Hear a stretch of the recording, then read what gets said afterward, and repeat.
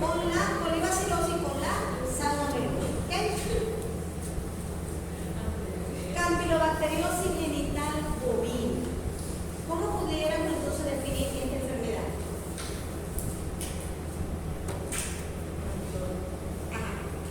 Si yo digo que es una enfermedad infectocontagiosa de tipo venérea. ¿Por qué? Porque ya están involucrados y es a través de la cópula que principalmente podemos ver la manifestación o el contagio o la infección de esta enfermedad. ¿Okay? Como todas las enfermedades, ¿qué pasó? Okay. Como toda enfermedad, están involucrados muchos factores, sobre todo las condiciones sanitarias, ¿okay? Los manejos, la práctica del manejo, porque resulta que esta es una enfermedad que puede acarrear con principalmente abortos, repetición de celos e infertilidad. Y eso se traduce en ¿qué? En impacto económico. Bueno, pérdidas económicas, que después que levantó esa vaca, que le planté con el toro ultra guau, viene y resulta que el toro estaba contaminado, y repite y he gastado en pajuelas para inseminar. Entonces, más que todo es el impacto económico. Y por ser una enfermedad genital, ya nos asociamos más bien a una enfermedad infectocontagiosa venérea. Y principalmente entonces produce aborto, repetición de celos e infertilidad. ¿Okay? Esta también tiene una sinonimia, fibriosis genital bovina e infertilidad exótica. ¿Okay? Este fibrosis viene ya ahora, le vamos a recordar de la forma del agente patógeno. ¿Okay? Fíjense, enfermedad venérea transmitible, infectocontagiosa, producida por este señor, Campylobacter fetus. Y aquí está. Puede haber muerte embrionaria, fertilidad, temporada de servicio prolongado, o sea, repetición también de celo, y aborto ocasionalmente. Aunque sí es bastante, puede ser de acuerdo a la incidencia de la enfermedad en la zona. Ya el aborto te avisa o te da un indicio, coño, ¿qué está pasando? Etiología: el señor Campylobacter fetus, subespecie venerealis, de venerea, venerealis, adaptado al tracto genital de macho y hembra y causa el 95% de infertilidad exótica. Exótica quiere decir en una zona reducida, ¿ok? ¿Sí saben lo que es, verdad? Exótica. Aunque existe este señor, que es el Campylobacter fetus, subespecie fetus, que forma parte de la microbiota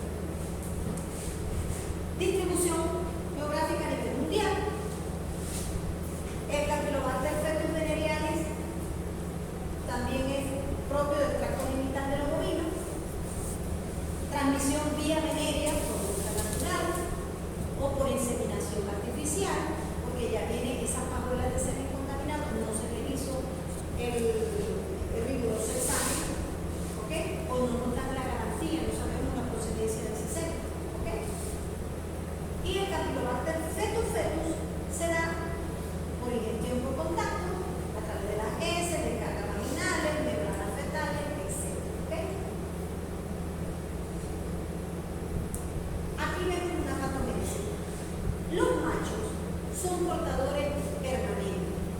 Y esta señorita, la Campylobacter, tiene afinidad por la mucosa penil a nivel del pene. Ahí ella se puede estar alojada perfectamente. ¿Ok? Entonces, un toro puede ser un portador. Si resulta que montó una hembra, quizás esta hembra no haya aborto y ocurre un parto normal porque su sistema inmunológico le permite combatir a la agente patógeno y logra entonces llegar a término. Pero resulta que puede ocurrir que hay hembras que en preñez reciente esta bacteria tiene avidez por la endometritis, por el endometrio, por la cervix, por la vagina y produce estos granos inflamatorios que aunque haya sido fertilizada ocurre la destrucción del óvulo y entonces va a haber un aborto y ella va a retornar al seno. Otra situación también es que estas hembras con preñez avanzada, el Campylobacter invade los espacios orioendometriales, tiene avidez por ello y ocurre el aborto y retención placentaria. ¿Okay? Esto simplemente las situaciones que pueden dar, donde el principal protagonista puede ser el macho de la monta natural o esa pajuela de semen que ha sido contaminada y no ha tenido la suficiente, como decir, la certificación de la calidad del semen. ¿Okay? Síntomas clínicos, ¿cuál va a ser el principal síntoma? El retorno al seno o al aborto. La serví el mes pasado y ya tiene seno, no me di cuenta, o abortó.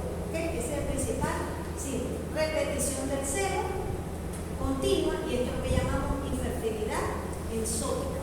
Si tú un feto abortado, se requieren más de 5 cópulas montas para preñarla, hay ciclos irregulares, puede haber aborto entre el quinto y el sexto mes, endometritis, cervicitis, vaginitis y disminución de la fertilidad. ¿Por qué hay disminución de la fertilidad? Porque esta bacteria se encarga de reducir el oxígeno a nivel de los tejidos en el útero. ¿Ok? Y por acción de esta enzima que despolimeriza el moco vaginal y por la endometriosis mucopurulenta subcópula, esto produce la infertilidad. Esto no es pregunta de examen. Pregunta de examen pudiera ser los síntomas clínicos principales. Si yo les digo cuáles serían los síntomas principales de la Campylobacter, no me va a poner que todo izquierdo. Por Dios. Sino que sería una repetición del seno, puede haber aborto, puede haber una disminución de la infertilidad, el aumento de la repetición de los senos o el aumento del número de servicios por concepción. Y eso, imagínense si utilizamos inseminación, es un poco de plata que se le va. No sé cuánto costará una pajuela de semen. No sé lo que hicieron la semana pasada la inseminación, no sé. Depende del semen, 25 a $50. Una pajuela. Échale el número.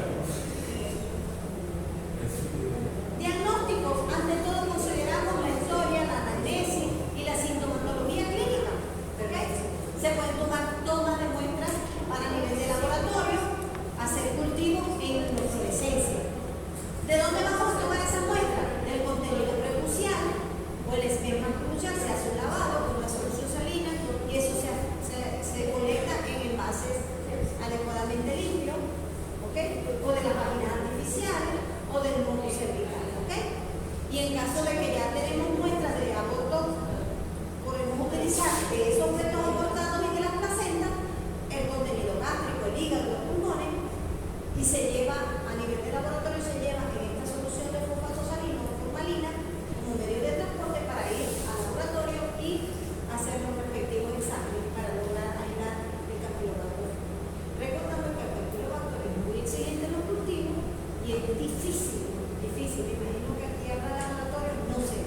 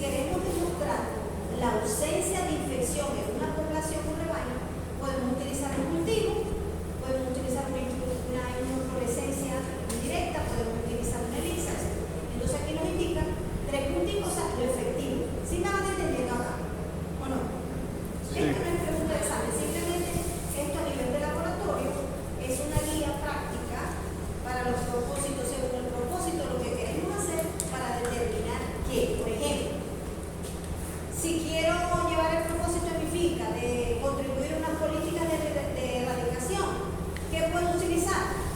Un cultivo. Eso me da 3 cruces, o sea, quiere decir que es bien efectivo.